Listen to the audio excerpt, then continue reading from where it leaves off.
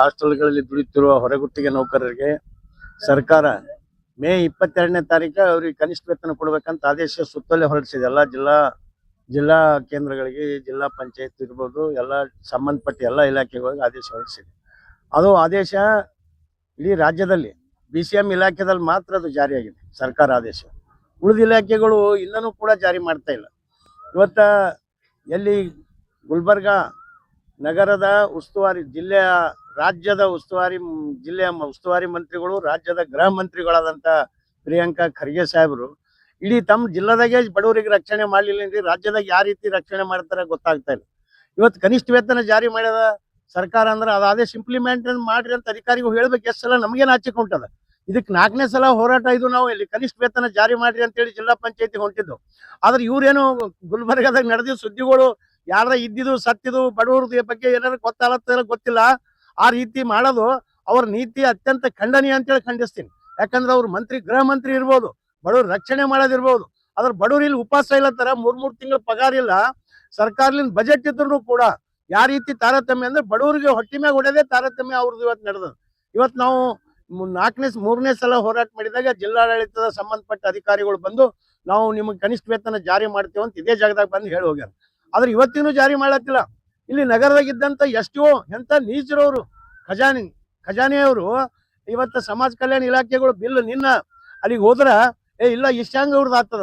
ಅವ ಯಾವನ ಮಾನಸಿಕ ಮರ್ಯಾದೆ ಮಾನವ ಮರ್ಯಾದೆ ಆದ ಇಲ್ಲ ಅಂತ ಕೇಳ್ತೀನಿ. ಯಾಕಂದ್ರೆ ಇವತ್ತ BCM ಇಲಾಖೆ 3 ತಿಂಗಳಾಯ್ತು ಇಂಪ್ಲಿಮೆಂಟ್ ಮಾಡಿ.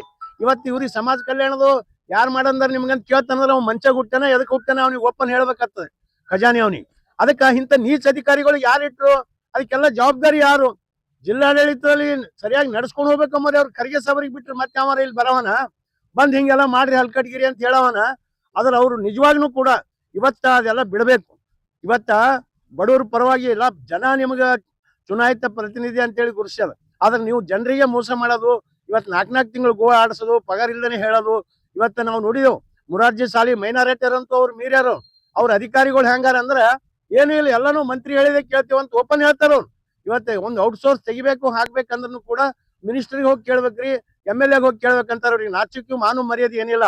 ಈಗ ಇವತ್ತು ಹೊರಗುತ್ತಿಗೆನ ಏನ್ ಖಾಯಂ ನೌಕರಿ ಅಲ್ಲ, ಅದಕ್ಕೆ ಸಣ್ಣ ನೌಕರಿನೂ ಕೂಡ ಮಿನಿಸ್ಟ್ರಿಗೆ ಕೇಳ್ತೇವೆ, ಹೋಗಿ ಕೇಳಿ ನಾವು ಮಾಡ್ತೇವೆ, MLA ಹೋಗಿ ಕೇಳ್ತೇವೆ ಅಂತಾರೆ. ಇಂಥ ನೀಸ್ತನ ಕೇಳೋ ಉದ್ದೇಶ ಏನಂದ್ರೆ ದುಡ್ಡು ಹೊಡ್ಯೋದು. ಇವತ್ತ ಒಂದ್ ಕಡೆ ಔಟ್ಸೋರ್ಸ್ ತಗೋಬೇಕಾದ್ರೆ ಲಕ್ಷ ಗಂಟ್ಲೆ ದುಡ್ಡು ಹಣ ವಸೂಲಿ ಮಾಡ್ಲತ್ತಾರ. ಒಂದ್ ಕಡೆ ದುಡ್ಡು ವಸೂಲಿ ಮಾಡ್ತಾರ, ಇನ್ನೊಂದ್ ಕಡೆ ಅವ್ರೇ ಹೇಳ್ತಾರ ದುಡ್ಡು ಇಲ್ಲಿ ತಗೊಂಡಿ ನೀವು ಹೋಗಿ MLA ಮೇಲೆ ಹೋಗ್ರಿ ಅಂತ. ಅವ್ರಂತೂ ಖಾಲಿನ ಕುಂತಾರೆ, ಯಾರು ಹೋದ್ರೂ ಲೆಟರ್ ಕೊಡ್ತಾರೆ ತಗೋರಿ ಇವ್ರಿಗೆ ಅಂತೇಳಿ. ಅದಕ್ಕೆ ಅಂತ ನೀಸ್ತನ ಮಾಡಿ ಬಡವರಿಗೆ ಮೋಸ ಮಾಡೋ ಕೆಲಸ ಗುಲ್ಬರ್ಗ ಜಿಲ್ಲೆಯಲ್ಲಿ ನಡೆದದ. ಅದಕ್ಕಾಗಿ ನಾವು ಹೇಳ್ತೇವೆ ಕೂಡ್ಲೇನೆ ಕನಿಷ್ಠ ವೇತನ ಏನು ಸರ್ಕಾರ ಜಾರಿ ಮಾಡ್ಯದ. ಇವತ್ತು BCM ಇಲಾಖೆ ಅದೇ ಮೈನಾರಿಟಿ ಇಲಾಖೆನೂ ಕೂಡ 1 ತಿಂಗಳು ಜೂನ್ ತಿಂಗಳು ಕೊಟ್ಟದ ಹಾಸ್ಟೆಲ್ಗಳು. ಅದ್ರ ಮುರಾರ್ಜಿಗಳು ಕೊಟ್ಟಿಲ್ಲ.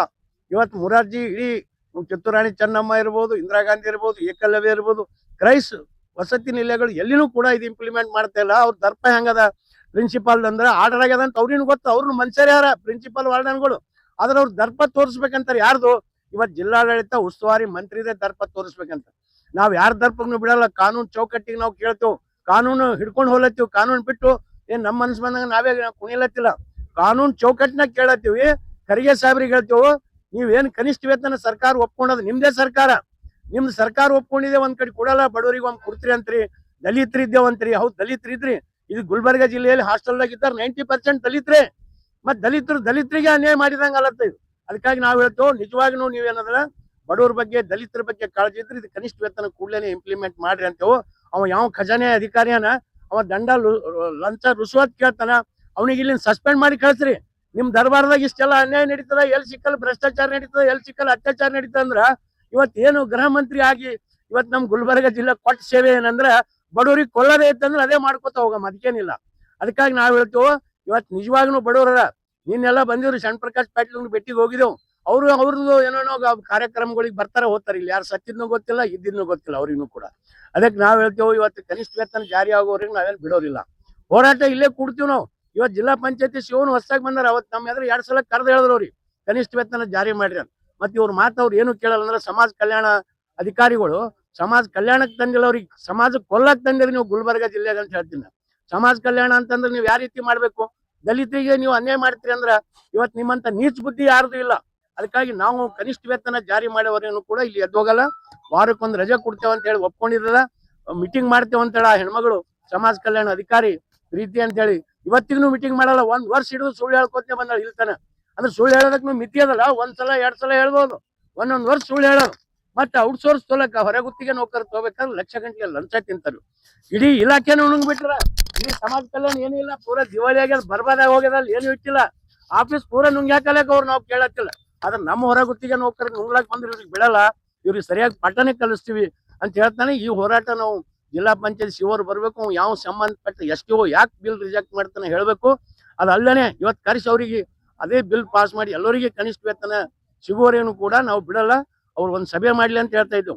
ಜಿಲ್ಲಾ ಪಂಚಾಯತ್ ಶಿವ ಎಲ್ಲಾ ಸಂಬಂಧಪಟ್ಟ ಅಧಿಕಾರಿ ಕರೆದು ಒಂದು ಸಭೆ ಮಾಡಿ ಈ ಸಮಸ್ಯೆಗಳು ಏನೋ ಹೊರಗುತ್ತಿಗೆ ನೌಕರದ್ದು ಇರ್ಬೋದು, ವಾರದ ರಜೆ ಇರ್ಬೋದು, ಅವ್ರದ್ದು ವೇತನ ಬಾಕಿ ಇರ್ಬೋದು, ಎಲ್ಲಾ ವಿಷಯನ ಬಗ್ಗೆ ಚರ್ಚೆ ಮಾಡಿ ಅದು ಬಗೆಹರಿಯೋನು ಕೂಡ ಈ ಸಲ ನಾವು ನಿರಂತರ ಹೋರಾಟ ಮಾಡ್ತೀವಿ. ಈ ಹೋರಾಟ ಇಷ್ಟಕ್ಕೆ ಮುಗಿಸಲ್ಲ ಅಂತ ಹೇಳ್ತಾನೆ.